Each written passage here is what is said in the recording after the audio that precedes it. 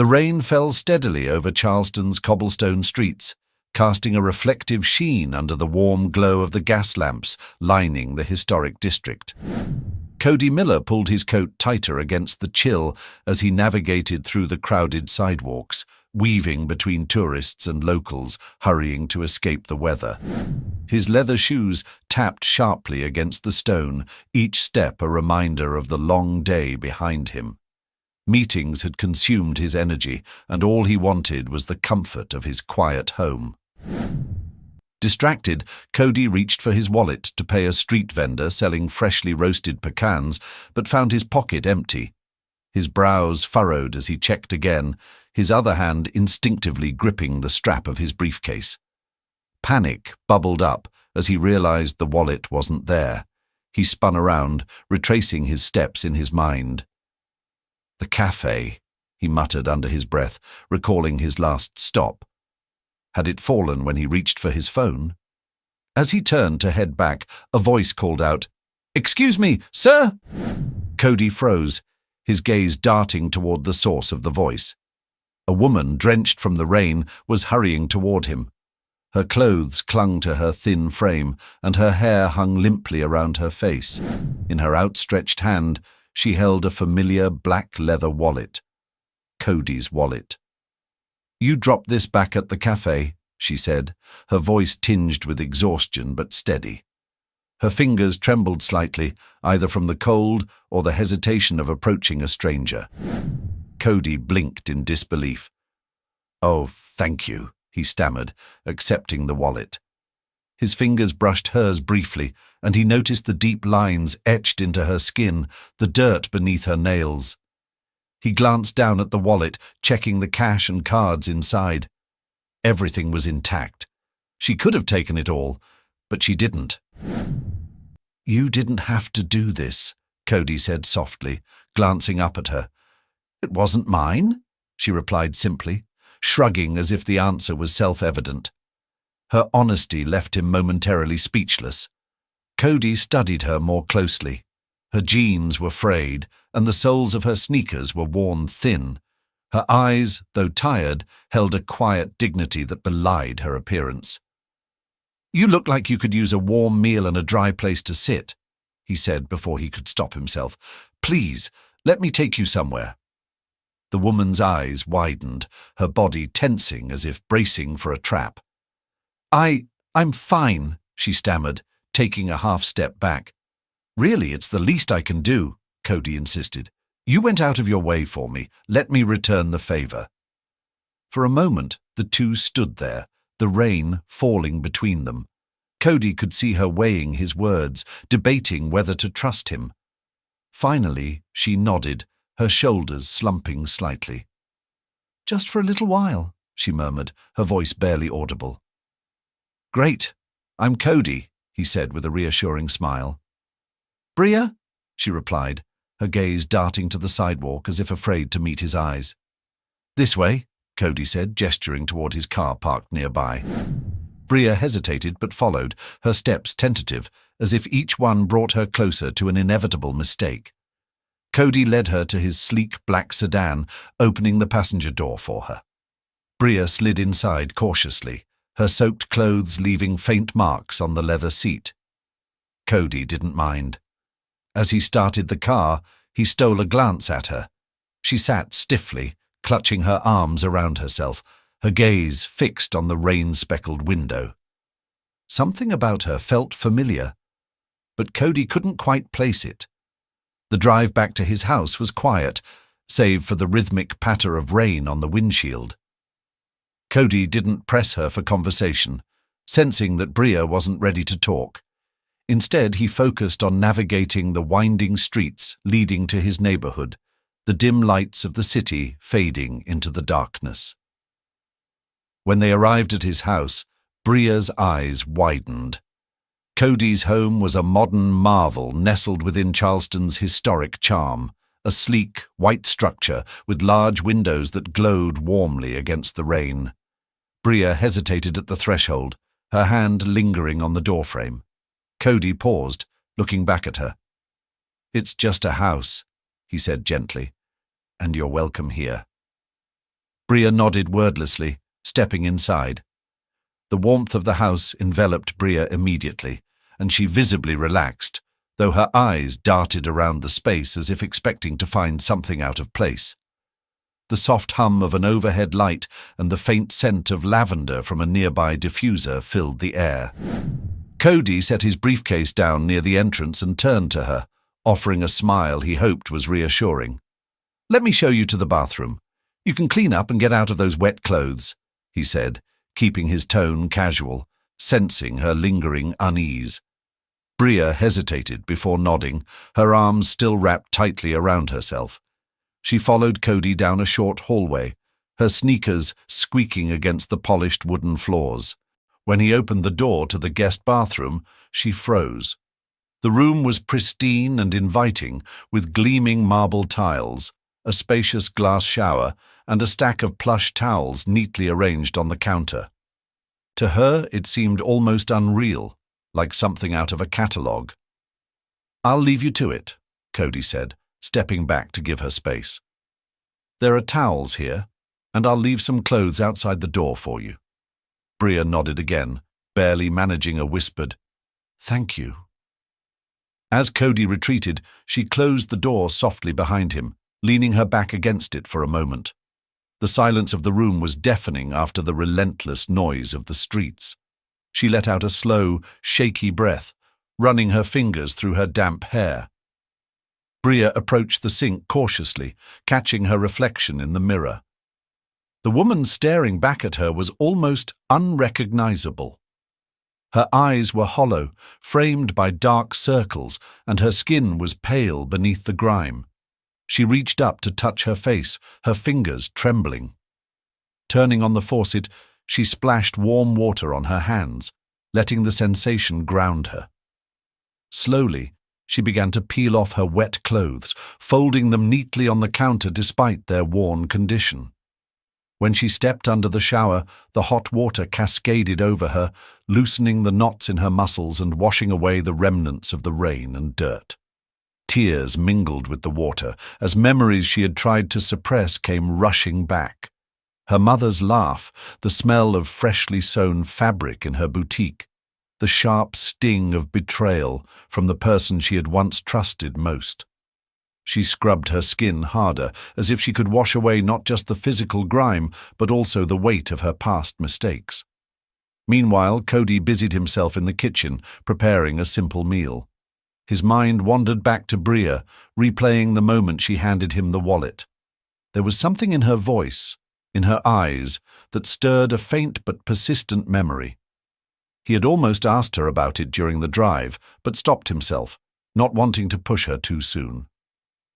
He placed a steaming bowl of chicken soup and a plate of fresh bread on the dining table, the aroma filling the room. He glanced at his watch and then toward the hallway, wondering how Bria was faring. Just as he was about to check on her, the soft sound of footsteps caught his attention.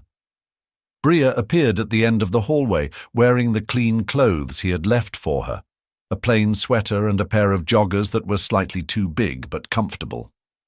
Her hair was damp and combed back, and for the first time her face was free of the grime and weariness that had obscured her features. Cody stood, gesturing to the table. "I made some soup. It's nothing fancy, but it's warm." Bria hesitated at the edge of the room, her eyes scanning the space before settling on the table.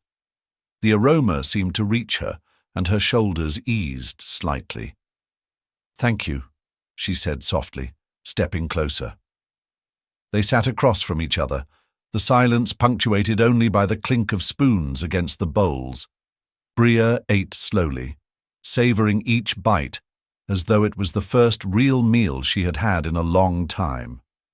Cody didn't push her to talk, giving her the space to feel comfortable. When she finally spoke, her voice was hesitant, but clear. "Why are you doing this?" Cody paused, meeting her gaze. "Because you did something you didn't have to. You could have kept my wallet, but you didn't. That says a lot about who you are." Bria looked down at her bowl, her fingers tightening around the spoon. "You don't know who I am," she said, her tone edged with bitterness. You're right, Cody replied gently. But I'd like to. The sincerity in his voice seemed to catch her off guard. She glanced up, her expression softening just a fraction. I don't know where to start, she admitted. Wherever you want, Cody said, leaning back slightly to ease the pressure of her reply.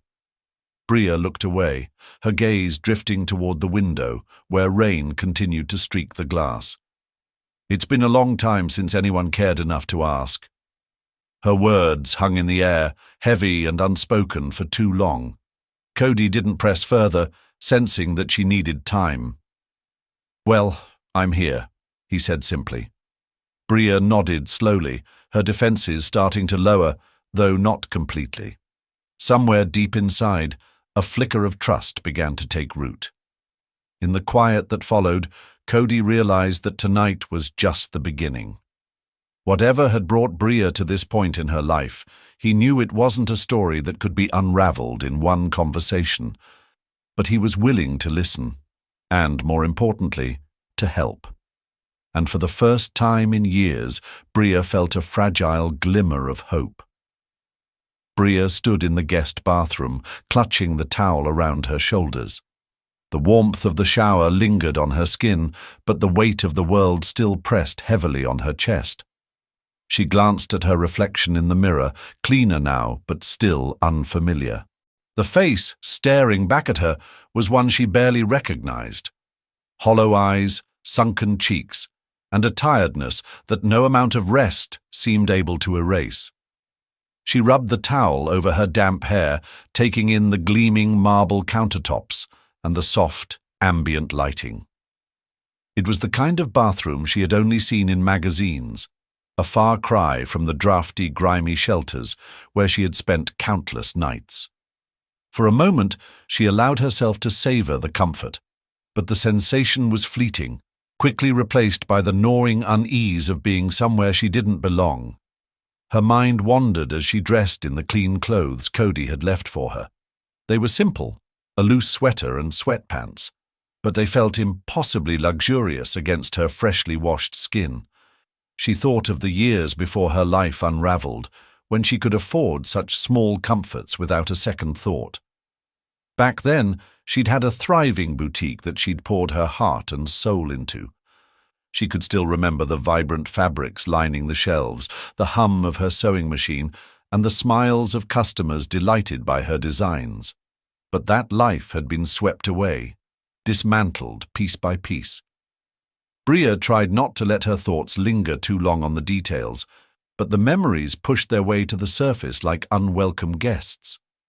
Her mother's sudden passing had been the first crack in the foundation, the loss tearing through her like a storm she couldn't weather. The boutique, her sanctuary, became too much to manage alone. Then came the betrayal. Her business partner, someone she had trusted implicitly, had siphoned off funds, leaving her with debts she couldn't repay. The shame of bankruptcy had been unbearable. She had tried to rebuild, but every door she knocked on seemed to slam in her face. The drinks, the pills, they hadn't been part of the plan. They were just supposed to dull the pain, but instead they had carved out a deeper void, pulling her into a spiral she hadn't been able to escape. Bria's chest tightened as the memories flooded back. She forced herself to take a deep breath, grounding herself in the here and now. She was in a stranger's home, someone who, for reasons she couldn't understand, had offered her kindness without asking for anything in return. Cody seemed genuine, but years of hard lessons had taught her to question even the purest intentions. Gathering her courage, she stepped out of the bathroom and into the hallway. The faint aroma of food reached her, warm and inviting, guiding her toward the dining area. Cody stood by the table, adjusting the placement of bowls and plates. When he noticed her, he smiled warmly, gesturing for her to take a seat. "Feel better?" he asked, his tone light but kind. Bria nodded, pulling out a chair. "Yeah, thank you. For all of this," she said quietly, her voice tinged with hesitation. "It's nothing," Cody replied, sitting across from her. You've had a rough day. This is the least I can do." The simplicity of his response left her momentarily disarmed. She reached for the spoon in front of her, scooping up a bit of the chicken soup. The first bite was a revelation, a reminder of how long it had been since she'd tasted something homemade. They ate in relative silence, but it wasn't an uncomfortable one. Cody watched her carefully, not with pity, but with quiet curiosity. He seemed content to let her set the pace, not pressing her to talk, but clearly open to listening if she chose to. Finally, Bria set her spoon down, the bowl nearly empty. She leaned back slightly, folding her arms across her chest. "Why did you bring me here?" she asked, her tone cautious but not accusatory. Cody hesitated for a moment before answering. "Because you didn't have to give me my wallet back," he said. "But you did. That tells me you're someone worth helping." Bria's lips pressed into a thin line. "You don't even know me," she muttered, avoiding his gaze. "Not yet," Cody admitted, "but everyone deserves a chance to be known." His words hung in the air, unchallenged but not entirely accepted. Bria looked down at her hands, her fingers fidgeting with the hem of her sweater.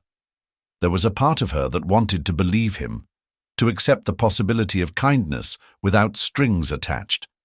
But there was another part, louder and more persistent, that warned her not to let her guard down.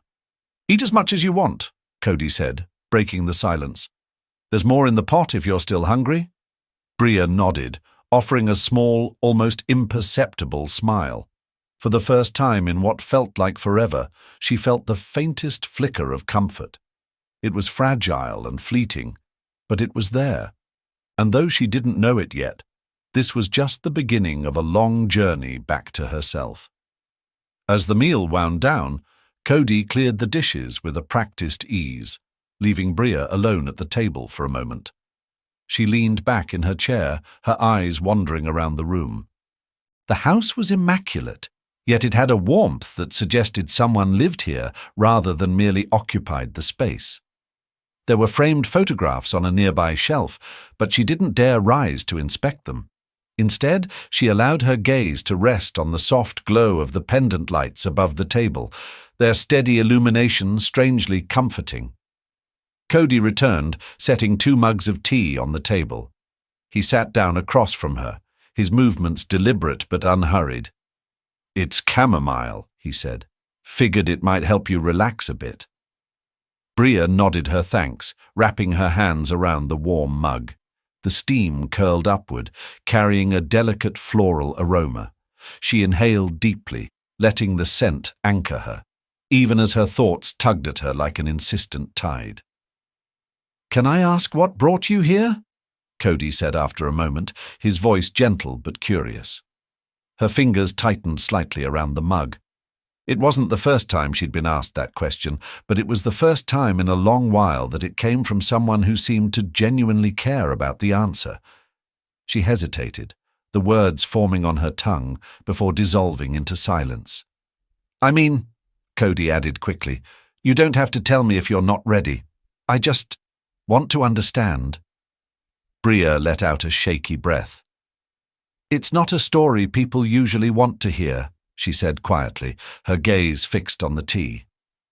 "Try me," Cody replied, leaning forward slightly, his expression open and earnest. She looked up at him, searching his face for any sign of judgment. Finding none, she exhaled slowly, her defenses slipping just a fraction.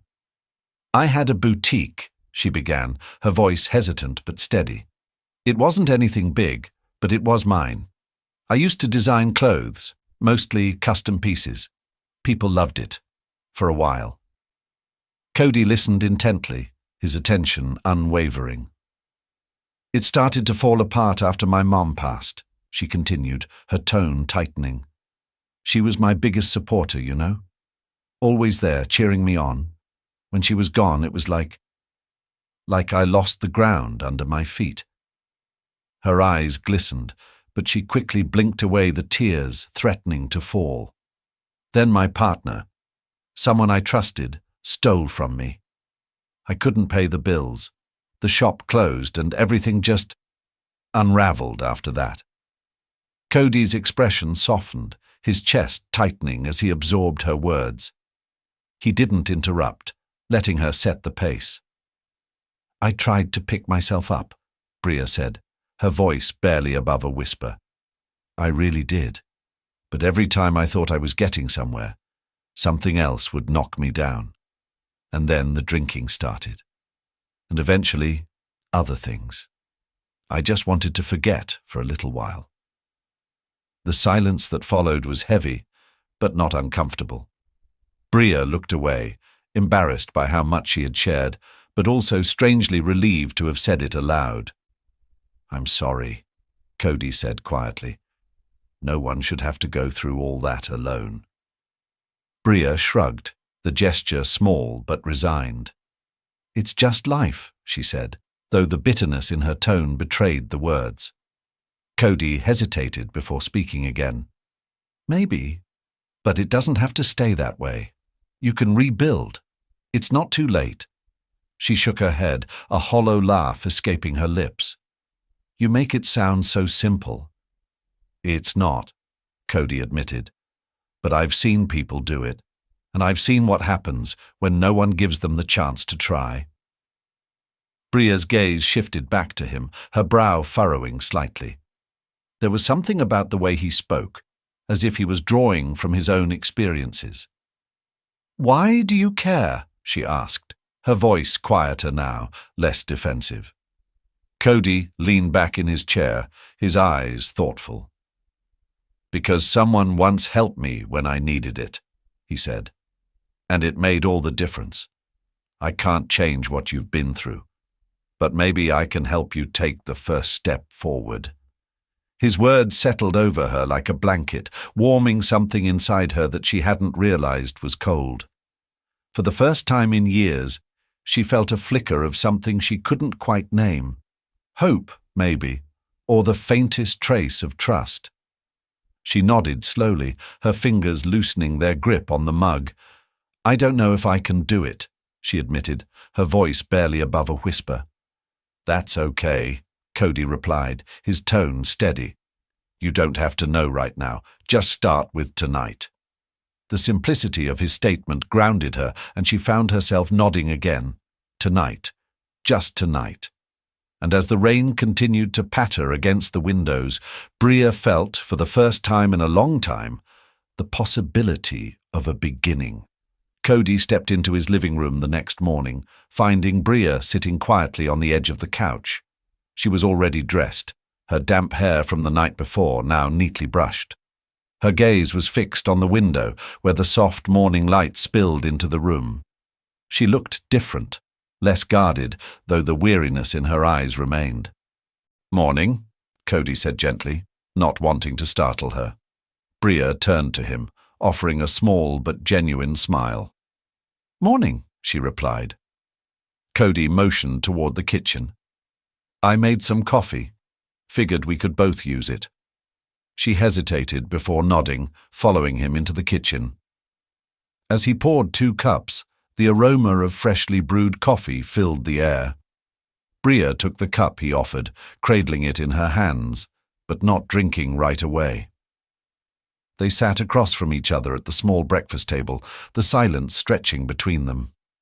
Cody studied her, noting the way her fingers tapped lightly against the ceramic mug, a nervous rhythm that betrayed her unease. You don't have to stay, she said suddenly, her voice soft but firm. Cody tilted his head. What do you mean? I appreciate everything you've done, Bria continued, her eyes fixed on the dark liquid in her cup. But I don't want to overstay my welcome. I can figure something out. Cody leaned forward, resting his elbows on the table. You don't have to rush back out there, he said. Not yet. You've had 1 night of rest. It's not enough to rebuild from everything you've been through. Bria shook her head, a humorless laugh escaping her lips. Rebuild? I don't even know where to start. Well, Cody said thoughtfully, you could start by letting people help. Let me help. Her eyes snapped up to meet his, and for a moment, Cody saw the storm of emotions swirling within her, fear, doubt, and perhaps a flicker of hope. "Why?" she asked. "Why are you doing this for me?" Cody hesitated, choosing his words carefully. "Because someone helped me once," he said. "When I was at my lowest, someone took a chance on me. I've never forgotten it." Bria frowned slightly, curiosity replacing some of the skepticism in her expression. "What happened?" Cody leaned back, his gaze distant as he recalled his own story. "When I first moved to Charleston, I was drowning in debt and completely lost. I didn't think I'd make it. But there was a man, an old family friend, who saw potential in me when no one else did. He gave me a job, a place to stay, and a chance to prove myself." Bria listened intently, her fingers gripping the mug a little tighter. "I don't know where I'd be now if he hadn't stepped in," Cody admitted. "So, when I see someone who deserves a second chance, I try to pay it forward. That's all this is." For a long moment, neither of them spoke. Bria looked away, her jaw tightening. When she finally spoke, her voice was barely above a whisper. "I'm not sure I deserve it." Cody smiled gently. "I think you do. And you don't have to figure it all out at once. Just take it one step at a time." Bria nodded slowly, the weight of his words settling over her. She didn't entirely believe him yet, but there was something in his tone, steady and unwavering, that made her want to try. Cody pushed his chair back, standing. "There's a little cafe down the street that makes the best breakfast. What do you say we grab something to eat? My treat." Bria hesitated, glancing toward the window as if considering her escape. Then she nodded, a faint smile touching her lips. "Okay." As they left the house, Cody couldn't shake the feeling that something about Bria seemed familiar, like a memory just out of reach. But he kept his thoughts to himself, choosing instead to focus on the small victory of her agreeing to come along. For the first time in a long while, Bria let herself imagine what one small step forward might look like. The cafe was nestled in a corner of Charleston's historic district, its brick facade adorned with trailing ivy and a small chalkboard sign advertising the day's specials. Inside, the air was warm and inviting, filled with the hum of quiet conversation and the clinking of dishes. Cody held the door open for Bria, who hesitated briefly before stepping inside. Her eyes darted around the room, taking in the rustic wooden tables and shelves lined with books and small potted plants. It was a cozy space, yet Bria seemed wary, as if she didn't quite belong.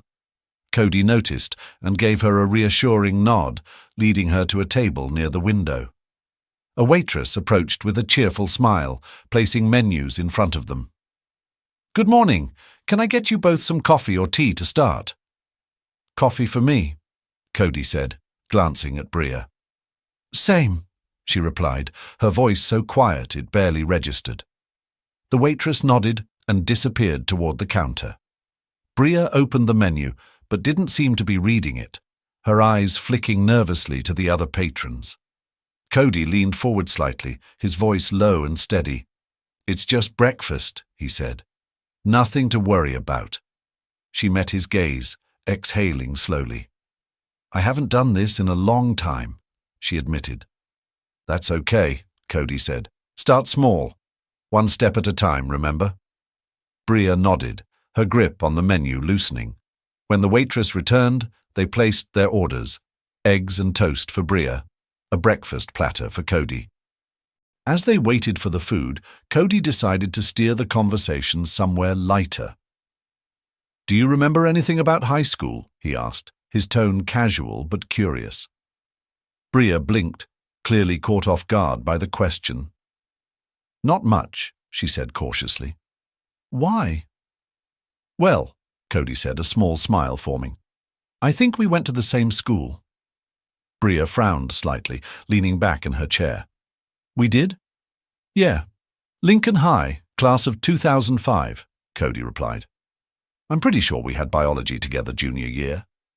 Bria's brow furrowed as she searched her memory. The name sounded vaguely familiar, but her memories of that time were hazy. Then, like a photograph coming into focus, a faint recollection surfaced. A boy sitting near the back of the classroom, scribbling furiously in a notebook. "Cody Miller," she said slowly, as if testing the name. "That's me," he said, his smile widening. Her eyes widened slightly. "You were the one who—" She stopped, the memory hitting her fully. "You used to get picked on. By— what was his name? Trevor?" "Trevor Daniels," Cody supplied with a chuckle. "Yeah, he made it his mission to ruin my life, until you told him off in front of the whole class." Bria's cheeks flushed. "I don't even remember what I said." "Well, I do," Cody said, leaning back in his chair. "You called him a wannabe thug with a peanut brain." The whole class laughed, and Trevor never bothered me again. Bria couldn't help but smile at the memory, the first genuine smile Cody had seen from her. "I can't believe you remember that." "It was a big deal to me," Cody said. "You stood up for me when no one else would. I never forgot it." Bria looked down at her hands, her expression softening. "I guess I used to be braver," she said quietly. "Maybe you still are," Cody replied. Before Bria could respond, the waitress returned with their plates, setting them down with a cheerful, "Enjoy." Bria picked up her fork, eyeing the food warily before taking a small bite. Cody watched her out of the corner of his eye, giving her space as she slowly relaxed into the moment. For the rest of the meal, the conversation flowed more easily. They shared small stories from their high school days, Cody filling in gaps in Bria's memory with anecdotes that made her laugh softly. By the time they left the cafe, Bria felt lighter, though the weight of her circumstances still lingered. As they walked back to the car, she glanced at Cody, her voice hesitant but sincere. "Thank you. For breakfast. And for reminding me of who I used to be." Cody smiled warmly. "You're still that person, Bria. You just need a chance to see it."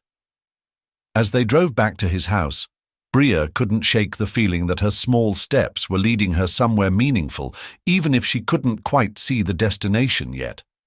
For the first time in years, she felt the faintest pull of something she'd thought she'd lost forever. Hope. Cody leaned against the kitchen counter, scrolling through his phone. The events of the past 2 days played over in his mind like a film reel. Bria's tentative steps toward trusting him had been small but significant. Still, he knew that breakfast and a shower wouldn't solve everything. There were deeper wounds that couldn't be mended overnight. He glanced toward the living room, where Bria sat curled up on the couch, flipping through an old magazine he had left on the coffee table. Her posture was relaxed, but her guarded expression hadn't entirely faded. Cody knew that taking the next step would require more than kindness. It would need careful thought and the right support. He dialed a number and waited as the line rang. A warm, confident voice answered on the other end. "Celine Harper," she said. "Celine, it's Cody," he replied. "Cody, haven't heard from you in a while. What's going on?" "I need your help," he said, his tone serious. He explained Bria's situation, carefully outlining what little she had shared with him so far. Celine listened without interrupting, her calm professionalism reassuring Cody that he had made the right choice in calling her. She was a longtime friend and a dedicated advocate for community outreach programs, with a special focus on helping those struggling to get back on their feet. "Sounds like she's been through a lot," Celine said when he finished. "Does she want help?" Cody hesitated, glancing toward the living room again. "I think so, but I'm not sure she knows where to start. She's been out there for a long time." Celine's voice softened. "That's common. It's hard to ask for help when you've been let down so many times. But if she's willing to talk, I can work with her. We'll start small. Basic steps to get her grounded." Can you bring her to the center? I'll talk to her, Cody promised. Thanks, Celine. I owe you one. You owe me a coffee, she teased lightly. Now go talk to her before she changes her mind about trusting you. Cody ended the call, his resolve strengthening. He walked into the living room and paused by the couch. Bria glanced up, her brow furrowing slightly at his serious expression. Everything okay? She asked. Yeah, Cody said, sitting in the armchair across from her. I've been thinking, I know you've been through a lot, and I don't want to push you into anything, but I think I know someone who can help. Bria's fingers tightened around the edge of the magazine. Help how? She's a friend of mine, Cody explained. Her name is Celine, and she works with people who've been in tough spots. She's smart, kind, and she knows what she's doing. She can help you figure out what comes next. Bria looked away, her jaw tightening. I don't know, she said after a moment. I've tried trusting people before, and it didn't end well. I get that, Cody said, his voice steady. And I know this is asking a lot, but I wouldn't suggest this if I didn't believe it could help. You've already taken a step by being here. This is just the next one. Bria was silent, her gaze fixed on the floor. Cody leaned forward, his tone softening. It doesn't have to be today, or even tomorrow. Just think about it, okay? She nodded slowly, though her expression remained guarded. Cody knew it wasn't a yes, but it wasn't a no either. It was a start. Later that afternoon, Bria sat by the window, watching the sunlight filter through the trees. Cody had given her space after their conversation, retreating to his office to make a few calls. Her thoughts swirled with uncertainty, tugging her in different directions. The idea of meeting someone like Celine was daunting, but so was the thought of stepping back into the world she had left behind. Her fingers absently traced the edge of her mug as memories surfaced, times she had reached out for help, only to be met with indifference or outright rejection. But Cody's quiet persistence felt different. He wasn't forcing her, just offering her a hand. That made it harder to dismiss. The sound of footsteps broke her reverie, and she turned to see Cody entering the room with his usual calm demeanor. He held a slip of paper in his hand, which he placed gently on the coffee table in front of her. "What's this?" she asked, eyeing the paper warily. "It's the address for Celine's community center," Cody said. "I thought you might want to have it just in case." Bria picked up the paper, her fingers brushing over the neat handwriting. The name of the center, Harbor Haven, stood out in bold letters, alongside a phone number and a few lines about their services. "They specialize in all kinds of support," Cody added, sitting across from her. "Housing resources, therapy, job assistance, whatever you might need. You don't have to do everything at once. Just take a look if you're curious." Bria stared at the paper, her emotions tangled. "You really think this will help?" "I do," Cody said firmly. "But only if you're ready. No one's going to force you to do anything." She nodded, folding the paper carefully and tucking it into the pocket of her sweater. "I'll think about it," she said, her voice quiet but steady. "That's all I ask," Cody replied with a warm smile. The next morning, Bria surprised herself by asking Cody if he would take her to Harbor Haven. She felt a knot of anxiety in her stomach as he drove, the weight of the decision pressing on her. But Cody's calm presence helped, his quiet encouragement filling the space between her doubts. When they arrived, the center's facade was welcoming, with bright flowers lining the walkway and a banner that read, "Everyone deserves a fresh start." Bria hesitated as they approached the door, her feet feeling like they were weighed down. "Ready?"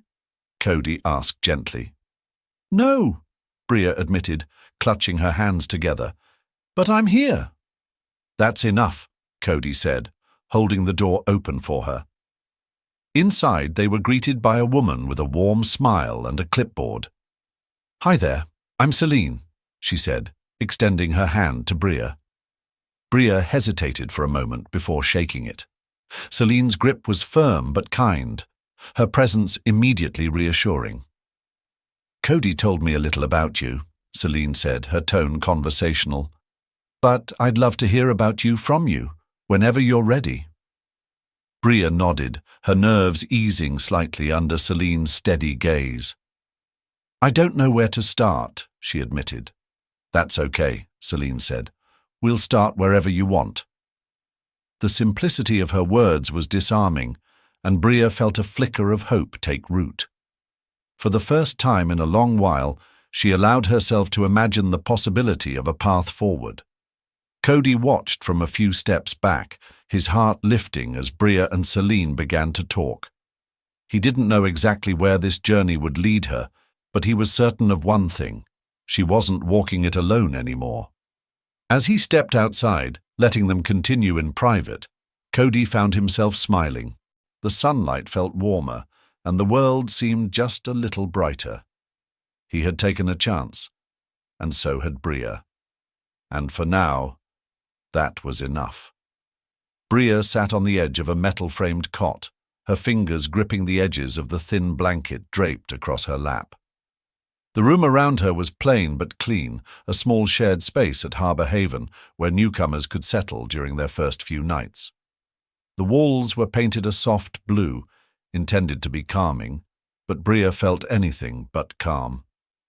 She glanced at the small duffel bag Cody had handed her before leaving, a few clothes, toiletries, and a notebook he'd insisted she take. "Write down whatever you're feeling," he had said. "Sometimes it helps." She hadn't touched it yet. The air felt heavy as Bria replayed her first conversation with Celine earlier that day. Celine had explained the basics of the program, speaking with a mix of warmth and practicality that Bria couldn't quite decide if she found comforting or intimidating. The structure of it all, the schedules, the meetings, the expectations, felt overwhelming. Bria wasn't sure if she could stick with it, but the alternative was stepping back into the uncertainty of the streets. A soft knock on the door interrupted her thoughts. Before Bria could answer, a young woman with bright eyes and a clipboard stepped inside. "Hey there, I'm Anna," she said, her voice light and friendly. "I'm one of the staff here, just checking in to see how you're settling." Bria forced a small smile. "I'm okay, I guess." Anna nodded, pulling up a chair. "That's fair. The first day's always the hardest. I've seen it 100 times, and trust me, it gets easier." Bria raised an eyebrow. "Does it?" Anna's grin widened. "I wouldn't lie to you, but it takes work and patience. The good news is you've got both of those in you, whether you realize it or not." Bria didn't respond, her gaze dropping to the floor. Anna leaned forward slightly, her voice softening. "Look, I know it feels like a lot right now, but you don't have to figure everything out today. Just take it one piece at a time. Start small." She pointed at the duffel bag. "Maybe unpack that bag and write something in the notebook, even if it's just a single word. That's enough for now." Bria hesitated, then nodded reluctantly. "Thanks," she murmured. "No problem," Anna said, standing up. "I'll be around if you need anything. And there's a group meeting tonight. You don't have to say anything if you're not ready. Just listen. Sometimes hearing other people's stories helps more than you'd think." After Anna left, the room felt quieter than ever. Bria stared at the notebook for a long moment before reaching for it. She opened it slowly, the blank pages staring back at her like a challenge. Finally, she picked up the pen Cody had packed and wrote a single word in the center of the page. "Lost." Her chest tightened as she looked at the word, but she didn't stop. Beneath it, she began to write, "I don't know who I am anymore, but maybe I want to find out." The simple act of writing felt like opening a door she hadn't known was there. It was a small step, but it was hers. That evening, Bria found herself in a small circle of chairs in one of Harbour Haven's meeting rooms. The fluorescent lights hummed softly overhead, and the faint scent of coffee lingered in the air from the refreshment table in the corner. She shifted uncomfortably in her seat, her arms crossed tightly over her chest. Around her sat 8 other people, each with their own worn expressions and weary postures. A few exchanged polite nods with her, while others kept their gazes fixed on the floor. At the center of the circle was Celine, her calm and steady presence grounding the room. "Welcome, everyone," Celine began, her voice warm but firm. "For those of you who are new, this is a safe space. We're here to share, to listen, and to support each other. There's no judgment here, only understanding." Bria glanced at the others, wondering if they truly felt as unguarded as Celine made it sound. She doubted it. Celine gestured toward a man with graying hair and tired eyes. "Victor, would you like to start us off?" Victor nodded, rubbing his hands together as he spoke. "It's been a tough week," he admitted, his voice low but steady. "The cravings are still there, stronger than I'd like, but I've been keeping busy, working on a project in the shop. It helps." There were murmurs of encouragement from the group, and Victor offered a faint smile before falling quiet again. One by one, others in the circle spoke. A woman named Denise talked about reconnecting with her estranged daughter.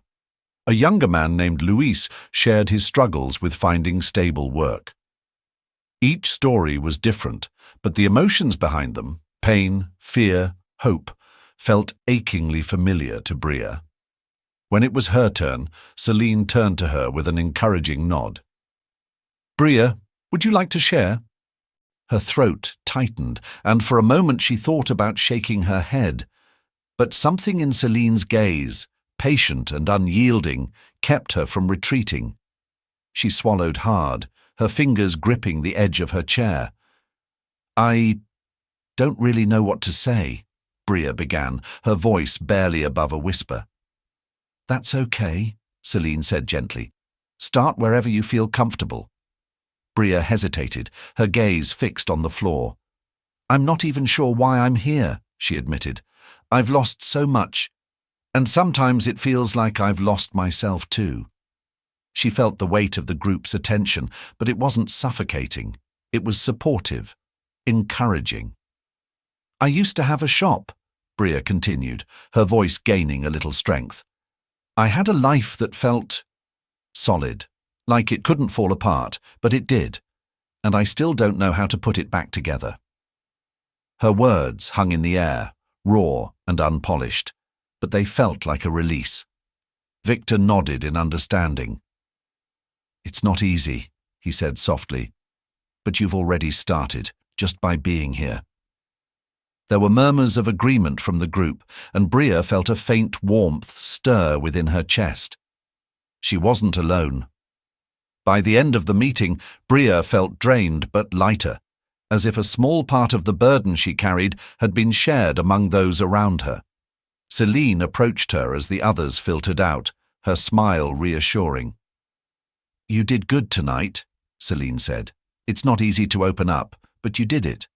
Bria nodded, her voice soft. "Thanks. It helped." As she returned to her room that night, Bria opened the notebook again. This time the words came more easily. "Maybe I'm not as lost as I thought. Maybe I'm finding my way back." She closed the notebook, a flicker of hope settling in her heart. Tomorrow would bring new challenges, but for the first time she felt like she might be ready to face them. Bria sat in a small, quiet room with pale green walls and a simple wooden desk. Across from her, a therapist named Carla, recommended by Celine, watched her with a calm and patient expression. The silence between them stretched long enough to feel heavy, but Carla didn't rush her. She simply waited, letting Bria take her time. Bria fiddled with her hands, her gaze fixed on a spot on the desk. Finally, she spoke. "I don't really know how this works." Carla offered a reassuring smile. There's no right or wrong way, Bria. We just talk. Whatever's on your mind, whatever feels important to you. Bria nodded slowly, though her hands remained restless. I guess I don't even know where to start, she admitted. How about with what brought you here? Carla suggested gently. Bria hesitated, her thoughts tangled. She knew the answer, but putting it into words felt daunting. Everything just fell apart, she said finally, her voice quiet. My mum passed away, my business went under, and then… I don't know. It all just unraveled. Carla nodded, her expression soft but focused. That's a lot for anyone to handle. Losing your mother, your business, it must have felt overwhelming. Bria let out a shaky breath. It was. She was the one person who always believed in me. Losing her felt like losing my anchor. And after that? Carla prompted gently. I tried to keep going, Bria said, her voice tinged with frustration, but nothing worked. I trusted the wrong people. I made mistakes, and before I knew it, I was here, 1,000,000 miles from the person I used to be. Carla leaned forward slightly. And who was that person? Bria blinked, the question catching her off guard. I don't know anymore, she said after a moment. I thought I was someone strong, capable. But now… Her words trailed off, and she shook her head. Carla waited a beat before speaking again. It's okay not to have all the answers right now, but the fact that you're here, talking about it, shows that part of you, the strong, capable part, is still there. Bria looked up, her eyes meeting Carla's for the first time. There was no judgment in her gaze, only understanding. Maybe, Bria said softly. But it doesn't feel that way. It might not yet, Carla acknowledged, but healing isn't about feeling strong all the time. It's about facing the things that hurt and finding a way through them. The words settled over Bria, sinking in deeper than she expected. She nodded, a small flicker of resolve sparking within her. Carla leaned back, her tone shifting slightly. Would you be open to exploring some of those feelings? The loss, the betrayal, whatever comes to mind? Bria hesitated, but then she nodded. I can try. Good, Carla said with a gentle smile. That's all we need for now. As the session continued, Bria found herself speaking more freely than she had anticipated. Each word felt like lifting a stone from the pile she had been carrying for so long. It was painful, but it was also a release, a tentative step toward something she hadn't dared hope for: peace. The next session came faster than Bria expected. She'd spent the hours in between replaying the first conversation with Carla in her mind, analyzing her own words and the emotions they'd stirred. It had been exhausting but strangely cathartic, like peeling back layers of a bandage she hadn't realized she'd been wearing. When she stepped into the room this time, Carla greeted her with the same calm smile, the familiar setting offering a sliver of comfort. Bria sat down, her posture a little less rigid than before. How was your week? Carla asked, easing into the conversation. Bria shrugged, but there was a faint smile tugging at the corner of her lips. Better, I think. I've been writing in that notebook Cody gave me. Just little things. Memories. Thoughts. That's a great step, Carla encouraged. Writing can help you process things that feel too heavy to say out loud. Bria nodded, fiddling with the edge of her sleeve. It's not all good stuff, though. Some of it feels ugly, like things I don't even want to admit to myself.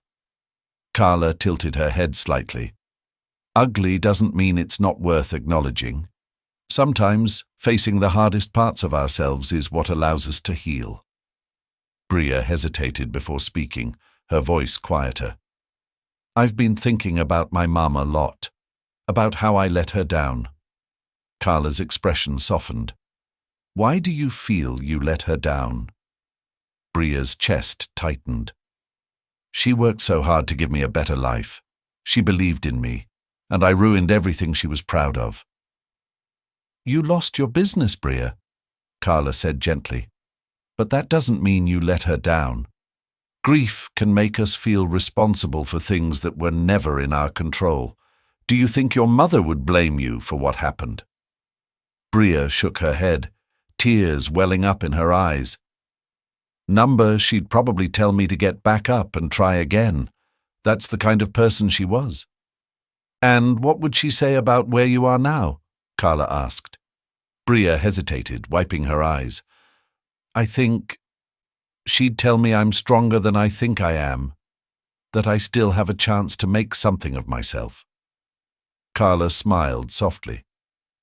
Sounds like she had a lot of faith in you. Maybe it's time to start having a little faith in yourself too. Bria nodded slowly, the words sinking in.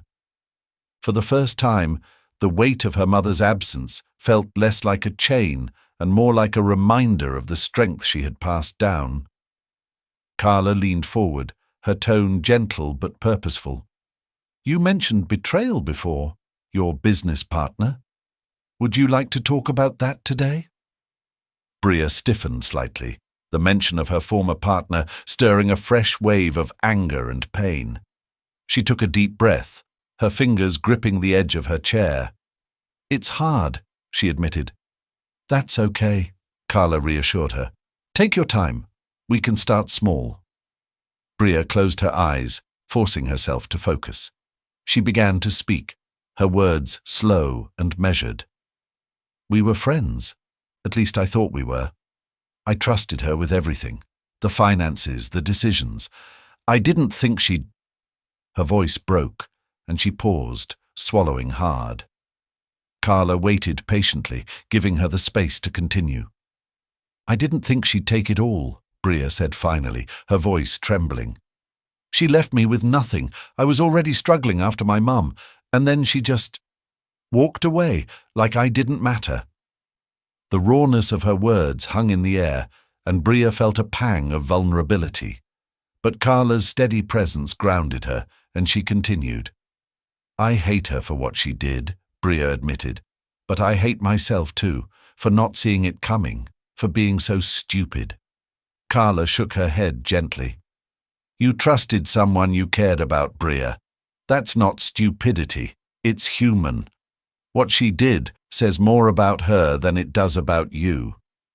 Bria's grip on the chair loosened slightly, and she nodded. The conversation left her drained but lighter, as if a small piece of the burden she carried had been lifted. By the end of the session, she found herself scribbling more in her notebook, her thoughts flowing more freely. For the first time in a long time, she felt like she was beginning to make sense of the chaos within her. And as she walked back to her room at Harbour Haven, a new thought entered her mind. Maybe the person she used to be wasn't lost forever. Maybe she was just waiting to be rediscovered. Bria stood in the sunlight just outside Harbour Haven, squinting as the breeze carried the scent of fresh flowers from a nearby planter. It had been weeks since her first meeting with Celine, and though each day was a battle, she felt stronger. The walls she had carefully built around herself weren't gone, but they were beginning to crack. Today, however, felt different. Celine had suggested she take a break from her usual routine and spend time reconnecting with something that brought her joy. At first, Bria had scoffed at the idea. Joy seemed like a distant memory, something she wasn't sure she could access anymore.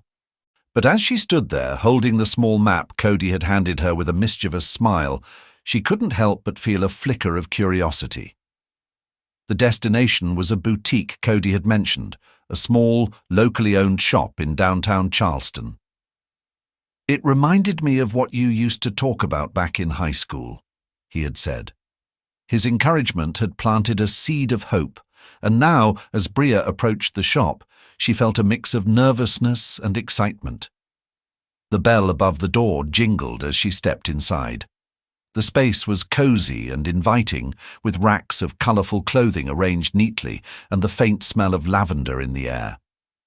A woman in her late 40s, with curly hair and a kind smile, approached her from behind the counter. "Welcome.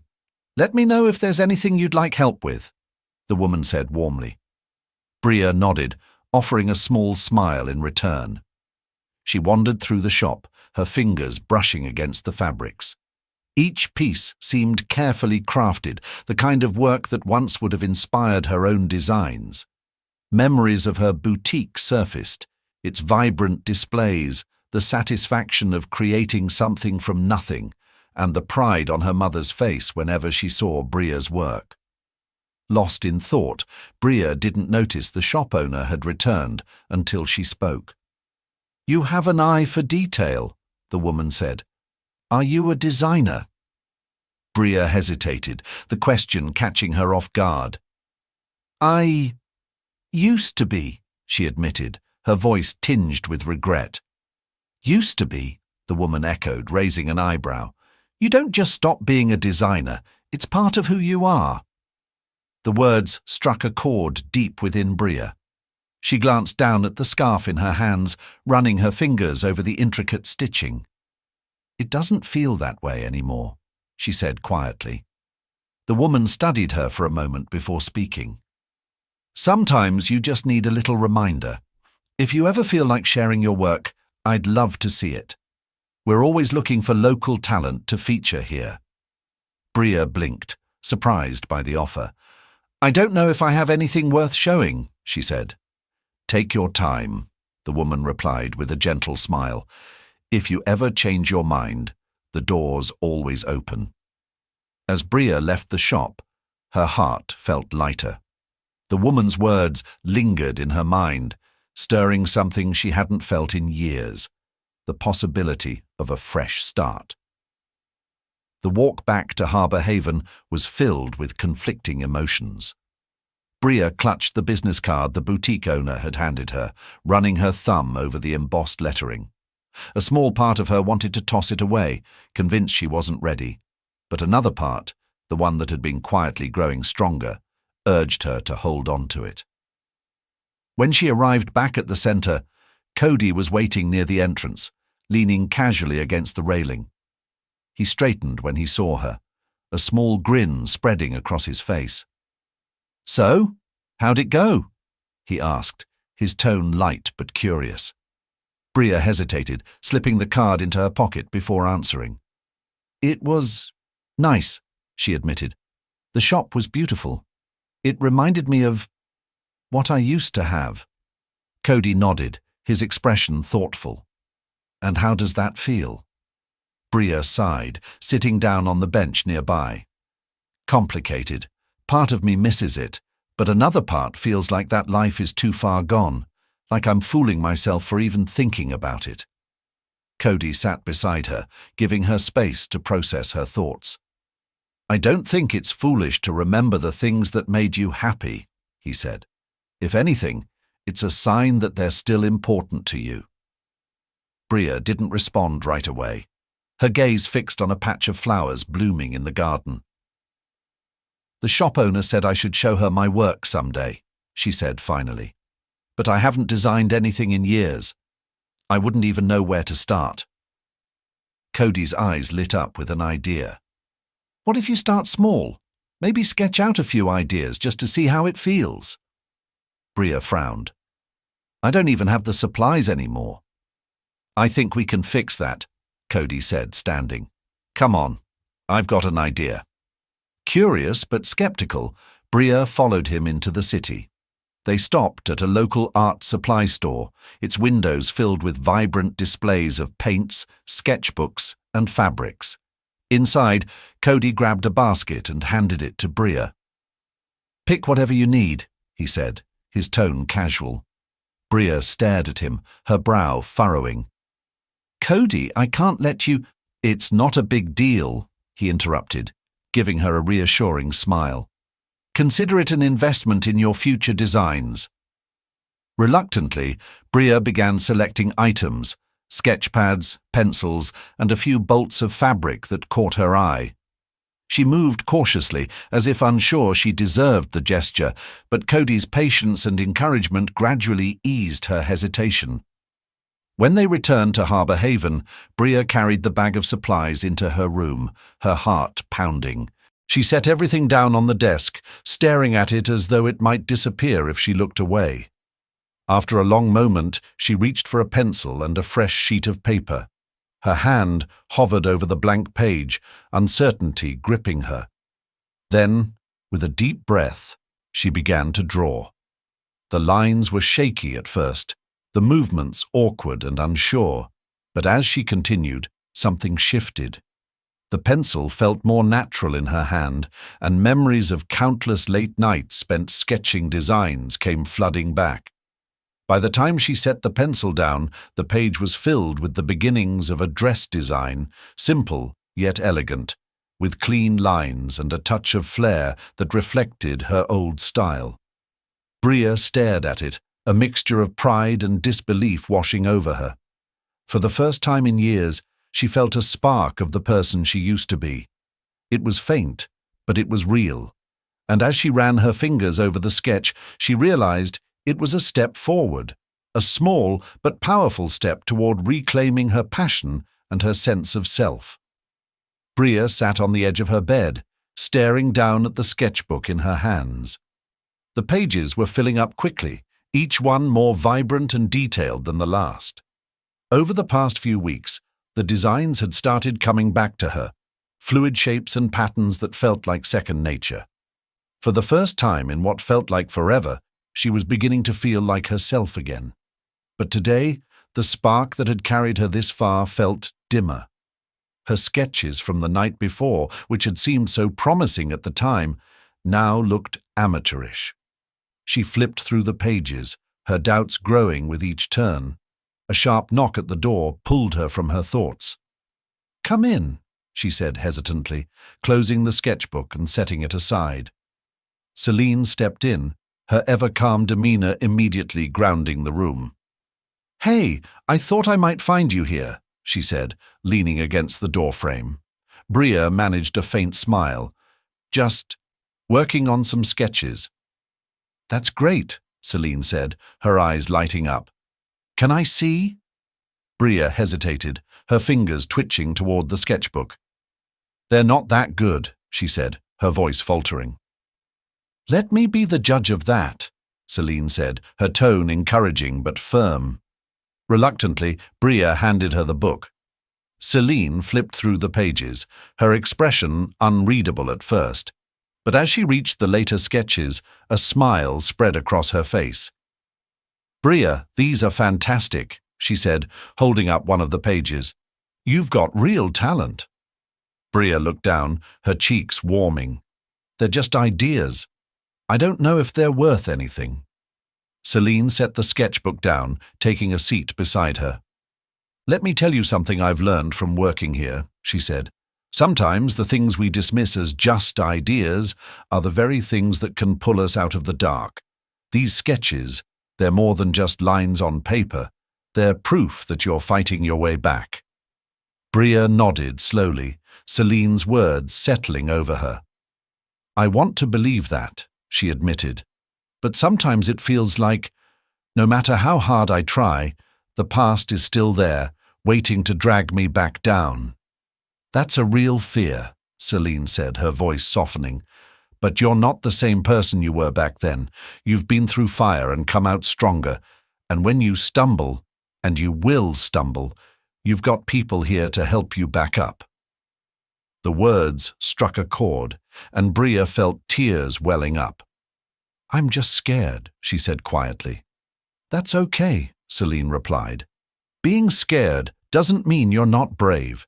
It just means you care about what happens next." Bria nodded again, wiping her eyes. For the first time in weeks, she felt a fragile sense of hope, one that was stronger than her fear. Later that afternoon, Bria decided to push past her doubts and take the next step. She had been staring at the boutique owner's business card all morning, its embossed lettering practically daring her to act.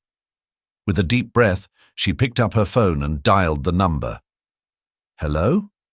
The familiar, friendly voice of the shop owner answered. "Hi, this is Bria," she said, her voice trembling slightly. We met a few weeks ago at your shop. You mentioned I could show you my designs? Oh, Bria, the woman said warmly. Of course I remember. I'm so glad you called. When would you like to stop by? Bria hesitated, feeling the weight of her decision. Maybe tomorrow, if that's okay. That's perfect, the woman replied. Bring whatever you've got, and we'll take a look together. No pressure.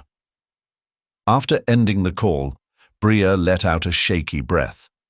Her nerves buzzed, but there was also a spark of excitement. She spent the rest of the day going through her sketchbook, carefully selecting the designs she thought showed the most promise. The next morning, Cody drove her to the boutique. As they pulled up, Bria's stomach churned with anxiety. You've got this, Cody said, his tone steady and reassuring. Just be yourself. Bria nodded, clutching her portfolio as she stepped out of the car. The shop's bell jingled as she entered, and the owner greeted her with the same warm smile she remembered. Bria, I'm so glad you're here, the woman said, motioning her toward a small seating area near the back of the shop. Let's take a look at what you've brought. Bria carefully opened her portfolio, laying out her sketches on the table. The shop owner examined each one with a critical yet thoughtful eye, occasionally nodding or murmuring to herself. These are wonderful, she said after a while, her smile widening. You have a real knack for combining elegance with a touch of boldness. I can see these pieces fitting perfectly with what we showcase here. Bria blinked, momentarily stunned. Really? You think they're good enough? More than good enough, the owner replied. In fact, I'd love to feature a couple of your designs in our next collection. If you're open to it, we can start with a small batch and see how they do. Bria's heart raced. You mean, like, actually sell them here? Exactly, the owner said. I'll handle the logistics. You just focus on creating. As Bria left the shop, portfolio in hand, a new feeling took root, a sense of validation and purpose she hadn't felt in years. She climbed into Cody's car, her face flushed with excitement. Well? Cody asked, glancing over at her. She wants to feature my designs, Bria said, her voice barely above a whisper. Cody's face broke into a grin. I told you, you've got this. Bria leaned back in her seat, clutching her portfolio tightly. For the first time, the future didn't feel like a looming threat. It felt like an open door, waiting for her to step through. The day of the community fundraiser arrived, and Harbour Haven buzzed with activity. Volunteers arranged rows of folding chairs in the large multi-purpose room, while others decorated the space with strings of twinkling lights and colourful banners. A small stage stood at one end of the room, flanked by a podium and a table displaying brochures about the centre's services. Bria stood near the back of the room, her arms crossed tightly over her chest. The sight of the stage made her stomach churn. Speaking in front of a crowd was never something she'd been comfortable with, and the thought of sharing her story felt like exposing a part of herself she had worked so hard to protect. Cody approached her, a bottle of water in one hand and a reassuring smile on his face. Hey, he said, offering her the bottle. You doing okay? Bria took it, twisting the cap nervously. Not really, she admitted. I don't know if I can do this, Cody. What if I mess up? What if no one cares about what I have to say? He placed a hand on her shoulder, his grip firm but comforting. You've been through so much, Bria, and you've come so far. Sharing your story isn't about being perfect, it's about being real. People will care because your journey matters. Bria nodded slowly, though her nerves remained. It just feels so vulnerable. I get that, Cody said. But think about how many people you might inspire. Someone out there needs to hear what you've been through to believe they can get through their own struggles. She looked at him, his words settling over her like a blanket of reassurance. Taking a deep breath, she nodded again, more firmly this time. "Okay, I'll try." As the event began, people filled the room, chatting excitedly as they found their seats. Celine took the stage, welcoming everyone with her usual poise and charisma. She spoke about the importance of community, of supporting one another, and of celebrating the courage it takes to ask for help. "And now," Celine said, her voice warm and inviting, "I'd like to introduce someone who embodies that courage. Please join me in welcoming Bria, one of our very own, who has an incredible story to share." The applause was deafening, and Bria felt her legs turn to jelly as she stood. Cody gave her a small nod of encouragement, and she took a shaky step toward the stage. As she approached the podium, her heart pounded so loudly she was sure the entire room could hear it. She gripped the edges of the podium, her knuckles white, and took a deep breath. The sea of faces staring back at her was overwhelming, but she spotted Cody and Celine in the front row, their smiles steadying her nerves. Bria cleared her throat, her voice wavering as she began. "Hi, my name is Bria, and for a long time I didn't think I'd ever be standing in a place like this." Bria paused, her throat tightening as the weight of her words settled in the air. She looked down at her hands, gripping the edges of the podium, and took a deep breath. The room was silent, every face turned toward her, waiting. "For years, I thought I had everything figured out," she continued, her voice steadying as she spoke. "I had a business I loved, people who believed in me, and a future that seemed so certain. But then, piece by piece, it all fell apart." She hesitated, her gaze sweeping across the audience. She caught a glimpse of a woman near the back, nodding slowly, as if she understood every word. It gave Bria a flicker of courage. "I lost my mother," she said, her voice softening with the memory. "She was my anchor, my biggest supporter. Losing her felt like losing a part of myself. After that I made mistakes, trusted the wrong people, let fear and anger take over. And before I knew it, I had nothing left." Bria's fingers loosened slightly on the podium as she found her rhythm. The words began to flow, each one lighter than the last. "For a long time, I thought I didn't deserve a second chance," she said, her voice gaining strength. "I believed I was too far gone, too broken to fix. But then, something happened. Someone saw me, not for the mess I thought I was, but for the person I could still be. They gave me a chance to believe in myself again." Her gaze landed on Cody, who gave her a small, encouraging nod. "Coming to Harbour Haven wasn't easy," she admitted, her tone turning reflective. "It meant facing parts of myself I wanted to forget, confronting pain I'd buried for years. But it also showed me something I hadn't seen in a long time: hope. The people here reminded me that no matter how far you've fallen, there's always a way back. And that way starts with believing you're worth it." The audience was silent, but Bria could see the impact of her words on their faces, tears glistening in a few eyes, small smiles of understanding. She reached for the edge of the podium, her grip firm now, no longer trembling. "I don't know what the future holds," she said, her voice clear.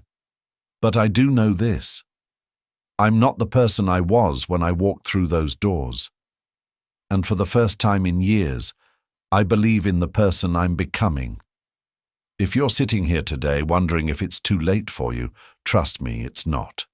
You're stronger than you think, and there are people who want to help you find that strength." As she stepped back from the podium, the room erupted into applause. Bria stood there for a moment, overwhelmed by the sound, by the sight of people rising to their feet. Tears stung her eyes, but this time they weren't from pain. They were from a feeling she hadn't dared to name until now: pride. Celine was the first to reach her as she left the stage, pulling her into a warm hug. "You were incredible," she whispered. Cody was next, his grin wide and proud. "Told you they'd care," he said, his tone teasing but full of sincerity. Bria smiled, wiping her eyes. "I didn't think I could do it," she said. "But you did," Cody replied. "And you didn't just do it, you inspired every person in that room." As the evening wound down and the crowd began to disperse, Bria stood by the door, shaking hands and exchanging kind words with people who had been moved by her story. Each interaction reminded her of the power of connection, of how sharing her journey had not only lightened her burden, but had also given others hope. By the time she returned to her room at Harbour Haven, she was exhausted but lighter, a sense of accomplishment filling her chest.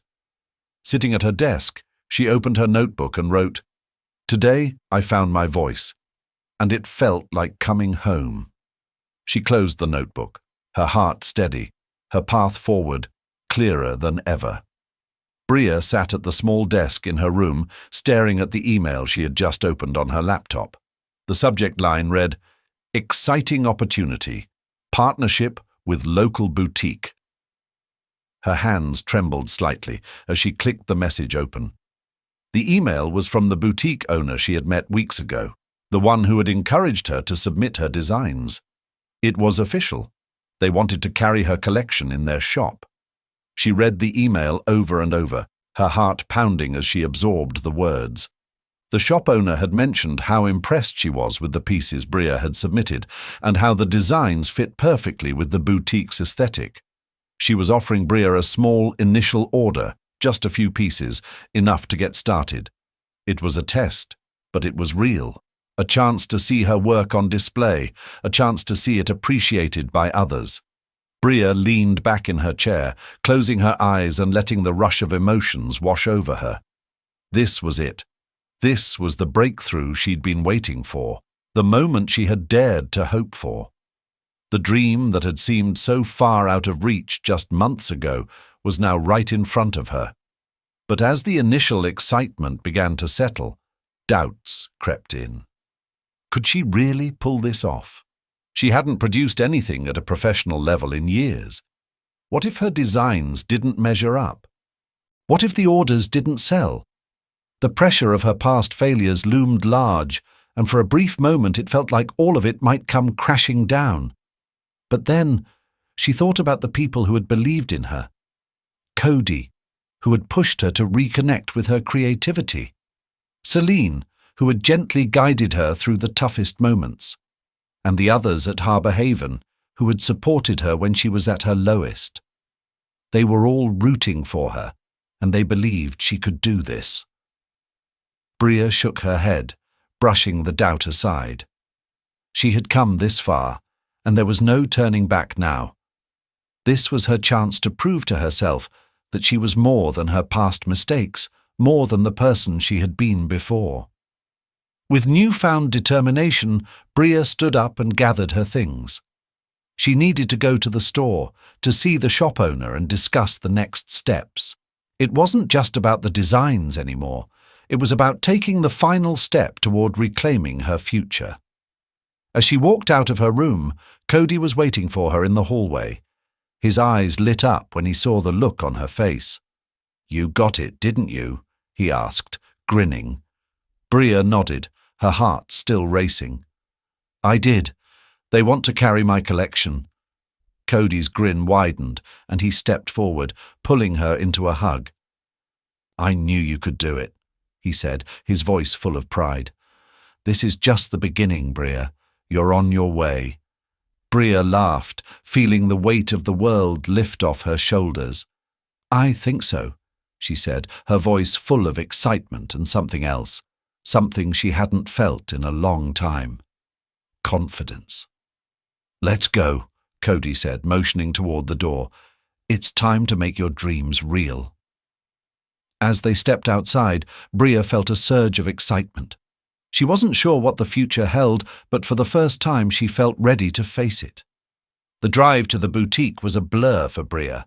Her mind raced with possibilities and worries in equal measure. She could barely contain her excitement, but at the same time her stomach twisted in knots. What if she wasn't ready? What if she made a mistake? Every step she had taken toward this moment felt like a giant leap forward, but now that she was here, the fear of failure loomed just as large. Cody, sensing her hesitation, kept the conversation light as he drove. "It's just a meeting, Bria. You've already got the designs, and they've already said yes.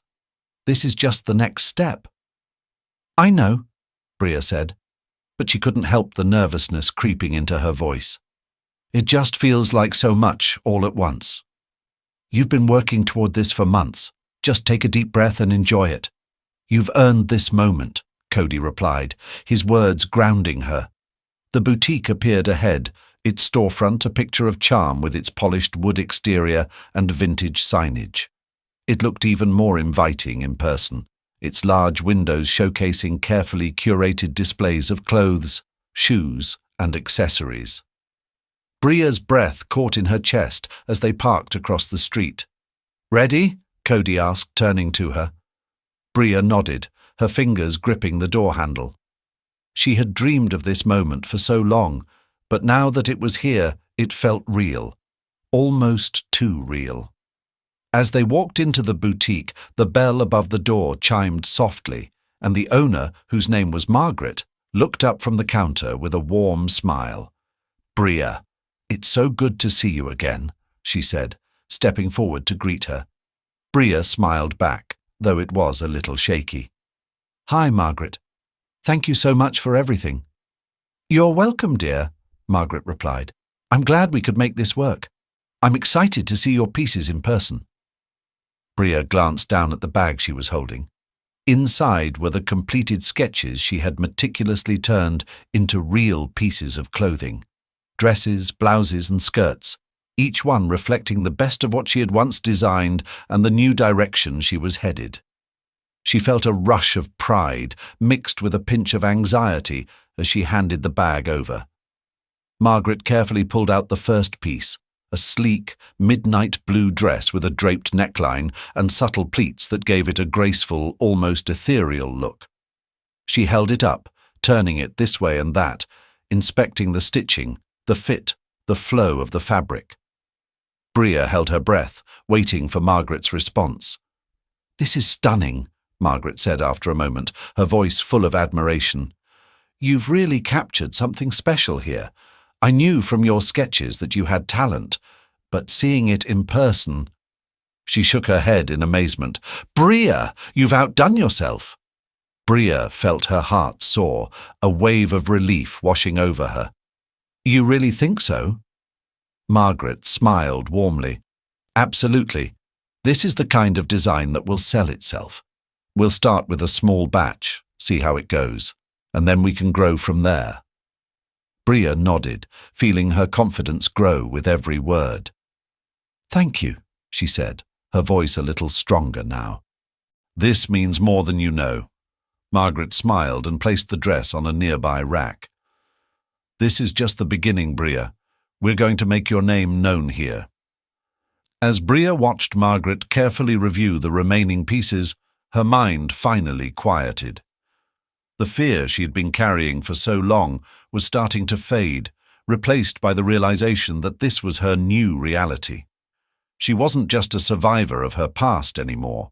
She was building something new, something all her own. With a sense of clarity she hadn't felt in years, Bria realized that the woman she was becoming was more than capable of handling whatever came next. This was her second chance, and she was ready to embrace it.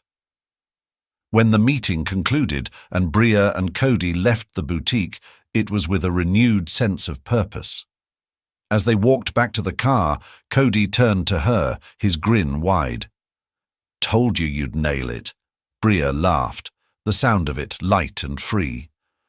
"You were right," she said, glancing back at the boutique. "This is just the beginning." And as they drove away, Bria knew that for the first time in a long time, she wasn't just dreaming anymore. She was living her dream. The soft hum of the sewing machine was the only sound in the room as Bria worked late into the evening. She had always loved the rhythm of it, the steady back and forth of the needle stitching fabric together, creating something beautiful out of raw material. The past few weeks had been a blur of activity, meetings with Margaret, creating new designs, adjusting patterns, and working with fabric she hadn't touched in years. It felt like she was finally finding her rhythm again. But tonight, as she ran her fingers over the fabric of a new dress she was finishing, a wave of uncertainty hit her. The boutique had placed its first order.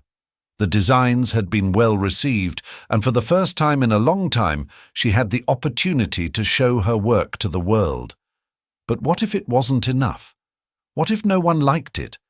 What if the dream she'd worked so hard for came crashing down? She set the dress aside, reaching for the notebook Cody had given her months ago. She hadn't written in it for a while, but tonight it felt like the right moment. As she flipped it open, she saw the words she'd written before, the ones that had started her journey. I don't know who I am anymore, but maybe I want to find out. Bria smiled softly at the words, remembering how far she had come. But tonight, those words seemed like a lifetime ago. Now she knew who she was. She was someone who had survived loss and failure, someone who had started over and dared to dream again. The past was no longer a weight on her shoulders. It was a foundation, and she was building something new on top of it. Her thoughts were interrupted by a knock on the door. She hadn't expected anyone, but when she opened it, she found Celine standing in the hallway, holding a bag of takeout and a wide grin. "I thought you could use a break," Celine said, stepping inside. "You've been working non-stop, and we both know you can't live on coffee alone." Bria smiled, feeling the tension in her shoulders ease at the sight of her friend. "You're right. I haven't had a real meal in days." Celine set the bag on the small kitchen counter, and Bria sat down at the table.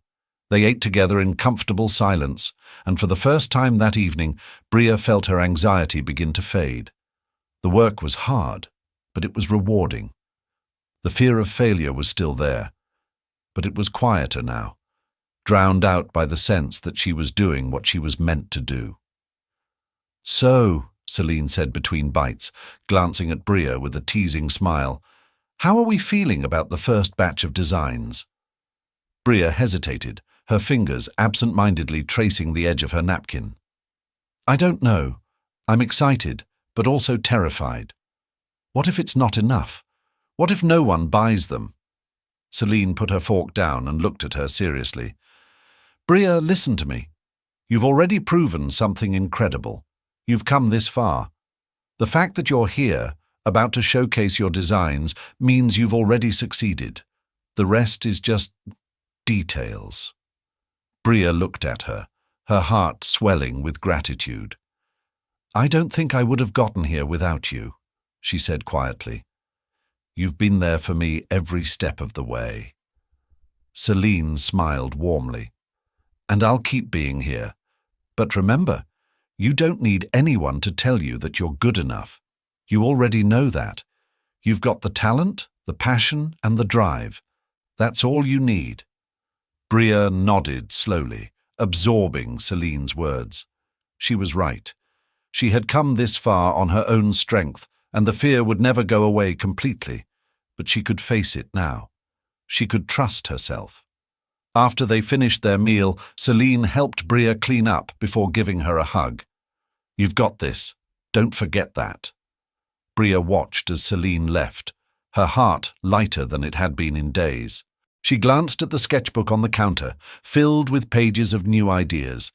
There was still much to do, more designs to create, more work to be done. But for the first time, Bria felt ready to tackle it all. She wasn't just surviving anymore, she was thriving. And with that, she opened her sketchbook again, her pencil poised over the page. There was no turning back now. The next few days flew by in a blur of activity. Bria was up early each morning, sketching, cutting fabric, and sewing well into the night. She had made the decision to push past her doubts and give this new chapter her all. The boutique's order was only the beginning. There was so much more to do if she was going to build the life she had dreamed of, the life she was starting to believe in again. Celine's words echoed in her mind, especially the reminder to trust herself. Bria had found that the more she listened to her inner voice, the more confident she became. The work was hard, but with each piece she created, she felt the creative energy flowing back through her veins. Each stitch was a declaration that she wasn't the same woman she had been when she first arrived at Harbour Haven. She was someone new, someone stronger. On the day the first batch of her designs was delivered to the boutique, Bria couldn't sit still. She had packed each piece with care, wrapping them in tissue paper and placing them in boxes, just like the professionals did. But now that the moment had arrived, her nerves were taking over. Cody found her pacing in her room, her hands wringing the fabric of her shirt. "Everything okay?" he asked, leaning in the doorway. "I can't believe it's happening," Bria said, her voice tight. "What if the designs don't do well? What if people don't like them?" Cody stepped into the room, placing a hand on her shoulder. "Bria, you've already done something amazing. You've created something beautiful. The rest is out of your control. All you can do is put it out there and see where it goes. And I have no doubt it will be a success." She nodded, trying to calm the storm of doubt inside her. "You're right. It's just hard to let go, you know? After everything I've been through, I want so badly for this to work."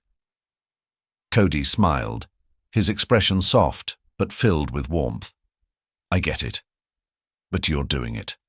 You're making it happen. And that's what matters." With a deep breath, Bria nodded again. She wasn't sure what the future held, but for the first time in a long time, she was willing to trust it.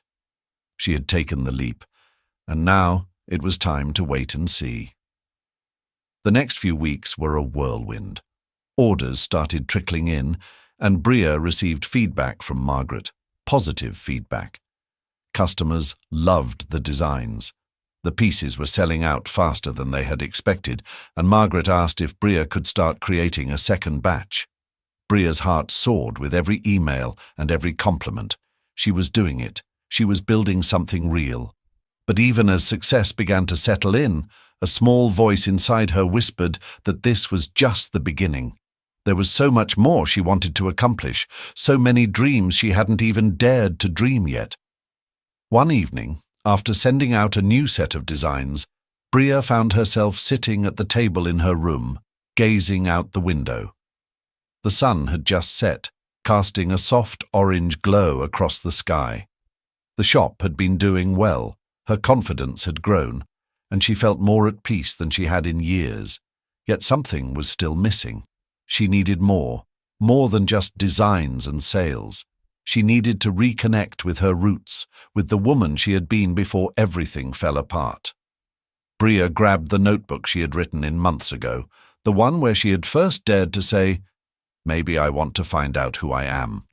She flipped it open to the pages where her dreams had started to take shape, where her past self had written down what felt impossible.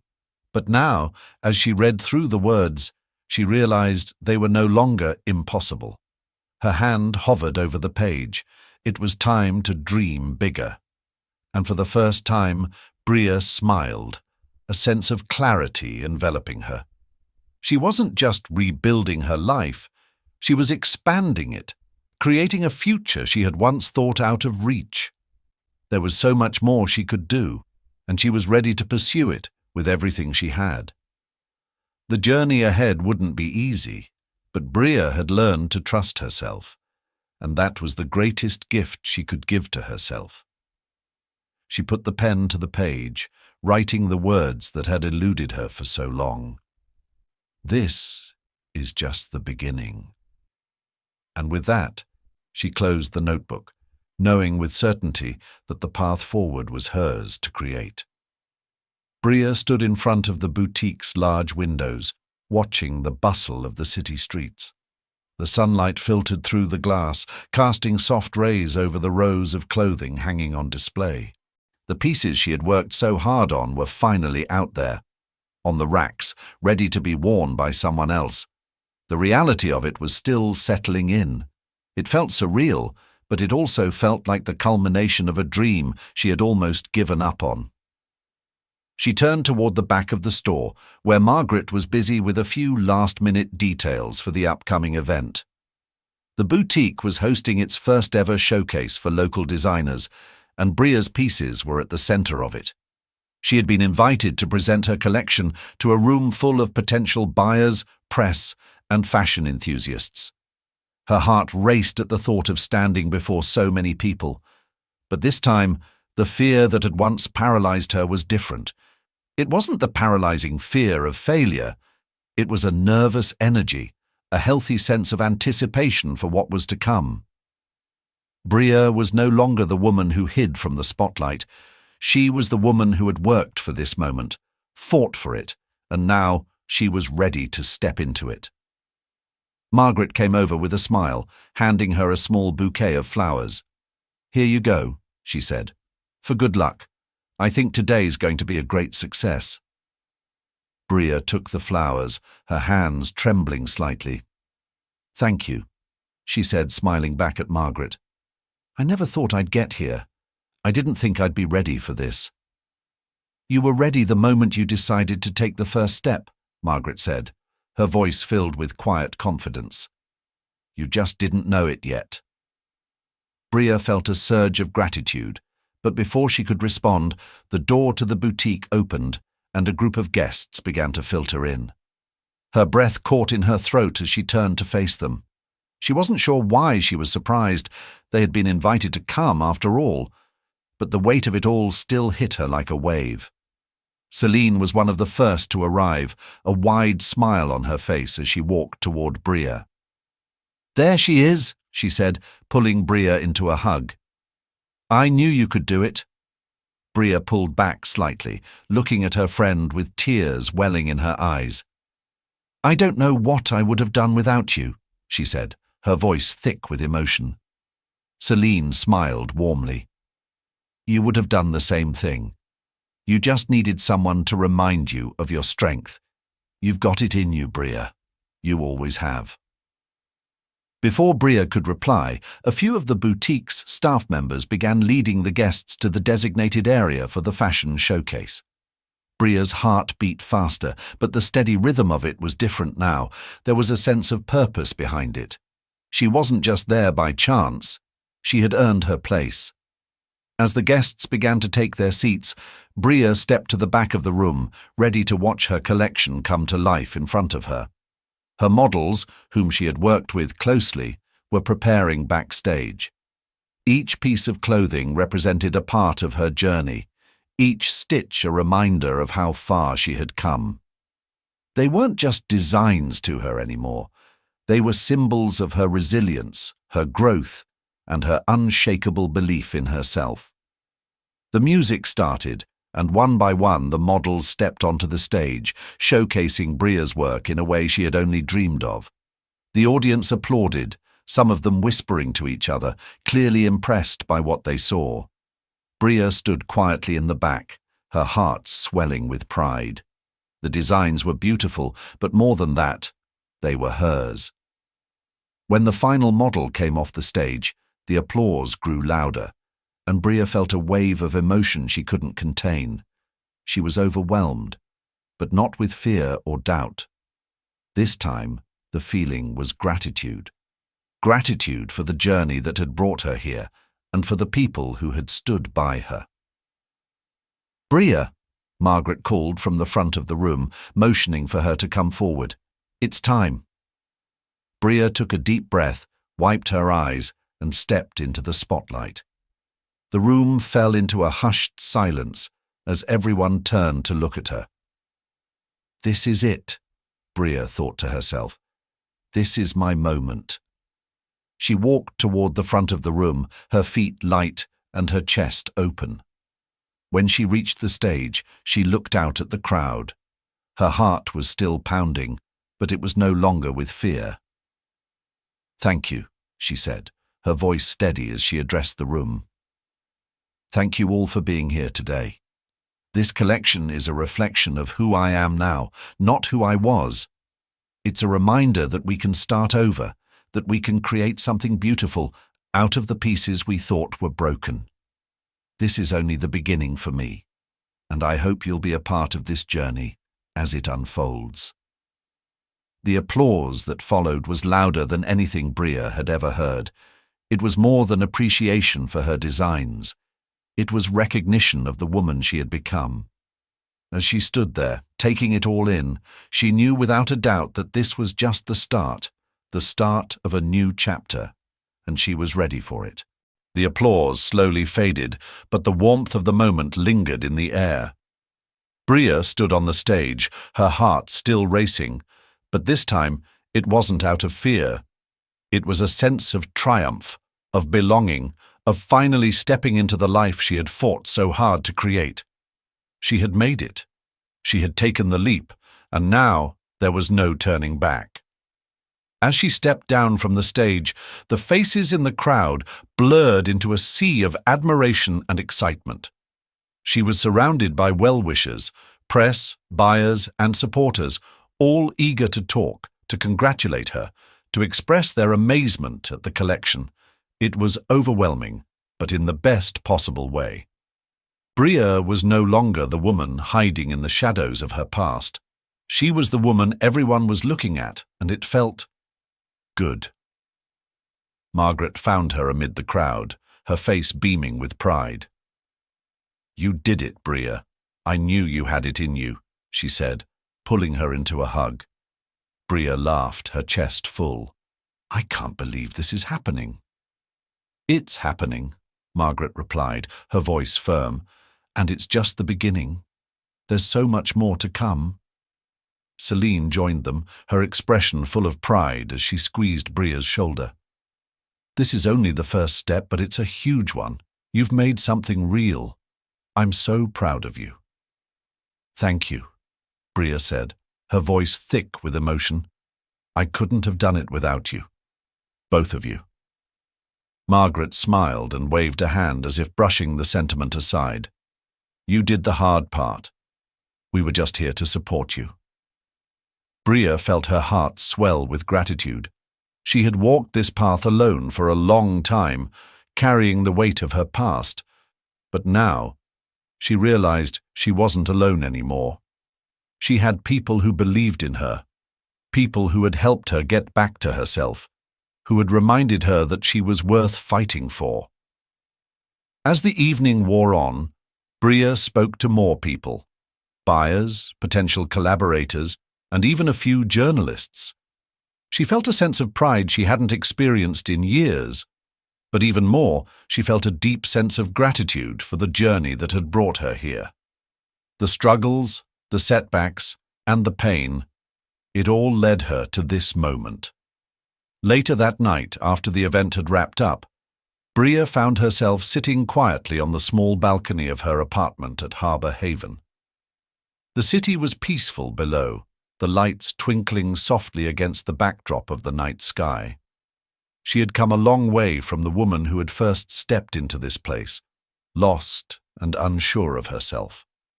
A knock at the door interrupted her thoughts, and she turned to find Cody standing in the doorway, a wide grin on his face. He held a bottle of champagne in one hand and 2 glasses in the other. "You did it," he said, his voice full of pride. "You really did it." Bria smiled, the weight of the day catching up with her. "I couldn't have done it without you." He walked in, setting the champagne down on the table and pouring them each a glass. "You found your way. I just helped you remember the path." They clinked their glasses together, the sound of it clear in the stillness of the room. "To new beginnings," Cody said, his grin infectious. "To new beginnings," Bria echoed, her voice full of conviction. As she sat there, the soft hum of the city around her, Bria realized something. She had found her way. She had built this life with her own 2 hands from the pieces of herself that she thought were lost forever. And now she was ready to continue building, because she had found the strength to keep moving forward. Her journey wasn't over, but for the first time in a long time, she knew exactly where she was headed. And with that certainty came peace. Bria was no longer running from her past. She was walking proudly toward her future, and this time she knew she was enough. The road ahead might still have its challenges, but Bria was ready, ready to create, ready to grow, and above all, ready to live the life she had always deserved. She looked out over the city once more, a quiet smile on her face. For the first time in years, she truly felt like she was home. And this was just the beginning.